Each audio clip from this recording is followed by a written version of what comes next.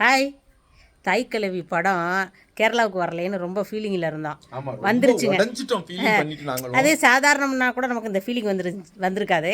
நமக்கு ஒரு வாய்ப்பு வந்து மிஸ் ஆன ஒரு படம். அதுவும் எனக்கு கொடுத்த அந்த ரோலில் யார் நடிச்சிருக்காங்க, அவங்க எப்படி நடிச்சிருக்காங்கன்னு பார்க்கணுன்னு உங்களை விட எனக்கு எதிர்பார்ப்பு அதிகமாக இருக்கும். நமக்கு கொடுத்த அந்த டைலாக்கை இன்னொருத்தவங்க பேசி நடிக்கும்போது எப்படி இருக்குது, என்ன மாற்றமாக இருக்குது, அந்த ஆசையில் இன்றைக்கி நாங்கள் டிக்கெட் புக் பண்ணிட்டோம்.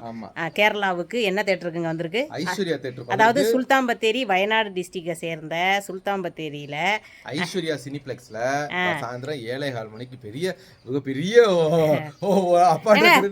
அப்பாட்டாக்கருக்கு போறதுக்கு நான் சொல்ல கிடையாது. எங்களுக்கு கிடைச்ச, அதாவது எனக்கு நான் நடிக்க இருந்த ஒரு சான்ஸ் மிஸ் ஆயிடுச்சு. அது என்னோட துரதிர்ஷ்டம்னு வச்சுக்கோங்க. என்ன அந்த சீன் அவங்க நடிச்சதை நம்ம கண்டிப்பாக பார்க்கணும். அப்புறம் ராதிகா மேமை பற்றி சொல்லவே தேவையில்ல, சூப்பராக நடிப்பாங்க. அவங்க சூப்பர் நடிகர், அவங்களுக்கெல்லாம் நம்ம சொல்ல தேவை கிடையாது. நமக்கு கிடைச்ச ஒரு வாய்ப்பு எப்படி இருக்கு அப்படின்னு போய் பார்க்கணும்ல, அதுக்காக கிளம்பிட்டோம். எங்க கிளம்பிட்டோம்? ஹெல்மெட் போறாங்கன்னு நினைச்சாதீங்க. இது வந்து நாளுக்கு நாள் உடம்ப குறைக்கிறேன்னு குறைச்சு ஜாக்கெட்டு லூசா போகுது. ஜாக்கெட் லூசா போச்சுங்க.